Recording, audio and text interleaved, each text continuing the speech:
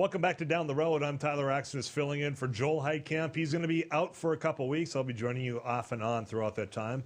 Appreciate you sticking around right here on Beck TV. We're going to switch gears, something a little bit more upbeat and rosy, quite frankly, if you're living on the Minnesota side watching us on Beck, and that's the fact that you've got almost $10 billion in a surplus. What do you do with that? The welcome news for many people out there is on a lot of people's minds. Now the debate is, do you give it back in tax breaks? Do you put it in a check?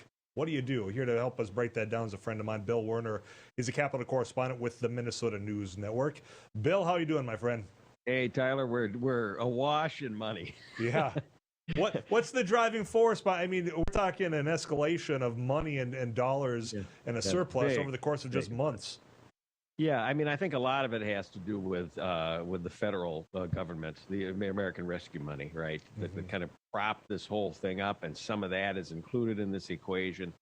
And then just because of that, the economy, it took a real plunge, right at the point when the COVID pandemic first set in, but it really rebounded pretty quickly for some people. Now, I don't want to say all folks, but at least the aggregate numbers are that way. So that's why we got this. I mean, it was a $7.7 billion budget surplus back in November at that economic forecast. Now the one that we just got yesterday, 9.2. So I mean, it's a whopper surplus. It's turned into a whopper budget surplus. Yeah, and that's the thing. You think about $10 billion, and that's with a B, ladies and gentlemen, $10 billion. Well, right. And I'm over. I mean, 9.2 if we want to be exact here. Well, and if you put it in context, I mean, the state budget is in that, the total package is in that $50 billion range. So a fifth of it is, I mean, that's a big chunk. There are a lot can get done. Some of the deferred maintenance, for example, on some of the roads and bridges. Now, I know that there is a bipartisan federal infrastructure bill that's going to be utilized, but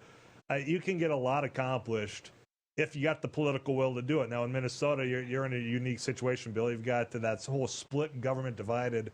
You got the Senate controlled by the Republicans. You got a Democratic governor, Democratic House. I imagine the two aren't exactly seeing eye to eye on what to do with these $9 billion. No, and actually what has happened, Tyler, is this additional money has hardened each side's position. Okay, the governor and his Democratic colleagues are talking about, let's do some investments, the infrastructure you mentioned, education, some health and human services initiatives, things of that sort, and a check is what the governor has proposed.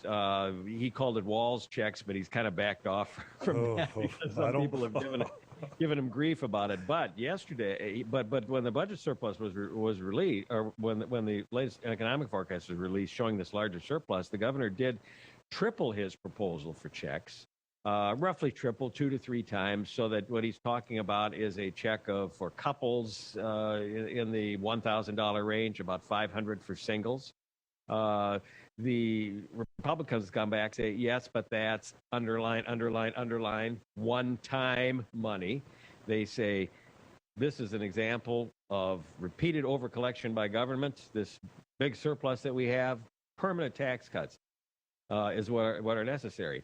The governor says he'd go along with some permanent tax cuts as long as they're fiscally responsible and don't potentially throw the state into budget deficit, right, if the economy goes bad. But he says, however, he's not going to sign any bill that provides tax relief for someone making $20,000 a week, not a year. Okay? The idea being, hey, high-income folks are out of this. That's really where this whole thing sits, and those positions have hardened after the announcement of the even larger budget surplus. Two things. I am glad he's walking away from calling them Walls checks. I know we had the whole, Trump bucks. We had Biden bucks. We don't need to continue. He got quite a bit of pushback on that one. Rightfully so, Bill. But one thing that surprises me, besides politicians trying to get their names injected, especially in an election year, which we'll get into here in a minute, is the fact that you got more dollars. So now the sides have become more firm. The whole concept of compromise, maybe meeting in the middle. Okay, we can do a little bit of a tax cut here for this side. We can give a couple of bucks here for those frontline workers.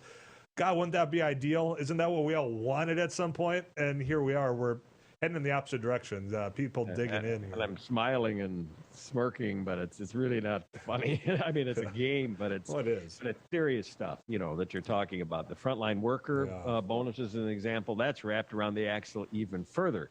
Senate Majority Leader Jeremy Miller, the Republican leader of the Minnesota Senate, says we're taking because that whole business of frontline worker bonuses has been locked up for some time, and he says we're switching our attention, our focus somewhere else, and it's called permanent tax relief for all workers, not just that subset of Minnesota workers that are frontline COVID workers. That tells you, okay, this is wrapped up even more. And then it's tied up with this issue of the replenishing the unemployment insurance trust fund to avoid a business tax increase, automatic business tax increase on the middle of the month. And that's been brought into it by House Democrats, the linkage, kind of like you give us money for frontline workers, we'll give you money to avoid the business tax. Republicans will give you money to avoid the business tax increase. And that's where it sits. In the meantime, nothing's done on any of it. Well, and the thing with the frontline workers bill, that we're beyond 2 years of this pandemic. Right. It feels like we're kind of sliding out. Hopefully, this one stays. The whole Omicron variant is on its way out. Hospitalizations down, cases down as well. And the question is the fact that it took them so long. And I don't know if there's a question. Maybe there's just a comment I've got. Is it's taken them so long to find any wiggle room that those people that needed that injection of cash because we're asking so much of them. I mean, that urgency has now kind of ebbed along with the cases to where it feels as though the will to get it done is quite frankly gone. And that's me observing from the border of North Dakota, Minnesota. Are you getting that same sense? Yeah, and it's even a more subtlety than that I read in it too. And you're right about that.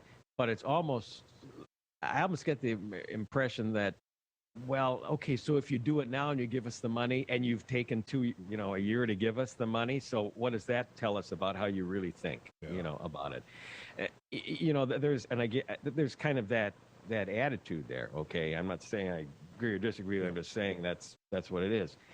And so what's going to happen on that? The next potential pressure point is out around the middle of March when these tax increases for businesses automatically go into effect to start replenishing the unemployment insurance fund, right, which was depleted by COVID. Yeah.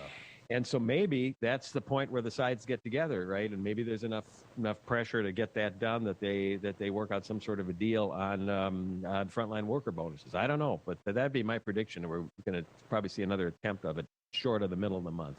I've got a final question for you before I let you go, Bill. I know it's busy out there in St. Paul. And this is an election year. And typically, for those that don't follow closely with Minnesota, you've got a budget year, then you got, I guess, what you'd call maybe a policy year. This budget surplus has changed the dynamics there. Yes. Seeing a lot of politicking going on. I mean, aside from the Wallace checks, but there's been a lot of people saying, look, they're out there just trying to get money to get votes. I'm just curious. It's an election year. What do you see play out, and how is that impacting this campaign going forward? Biggest issue of this is going to be, well, not only coming out of this budget surplus and how much money do people get back, right? And what else do we spend this surplus on? But also the issue of crime. I mean, that is, House Republicans rolled out a package, wide-ranging package, just rolled it out. And even though they don't have a majority in the Minnesota House, the Republicans do have a majority in the Minnesota Senate, and a lot of this stuff is being talked about over there too. So it just highlights it. So those are the two, I think. The money issue, right? And what happens to the surplus, taxes, and so on, and then crime. Those are going to be the big ones going into November. Well, right or wrong, that's one of the comments I hear from a lot of people. Minneapolis, St. Paul is a vacation destination, or you come down and watch a concert. Maybe watch Twins baseball if there's an agreement. We can start watching that later on. But the one thing that I hear more, again, right or wrong, is, well, I don't want to go downtown Minneapolis because of what they're seeing in the news. Hey, and, okay, I mean, we live in downtown Minneapolis, basically, pretty close. Yeah. And, you got to be careful. I'm sorry. I hate to say that to the downtown council of Minneapolis and St. Paul, or Minneapolis, rather. But it's just, people are nervous about it. Well, they are. Bill, I appreciate your time, your insight as always. I tell you what, we'll chat again tomorrow, all right?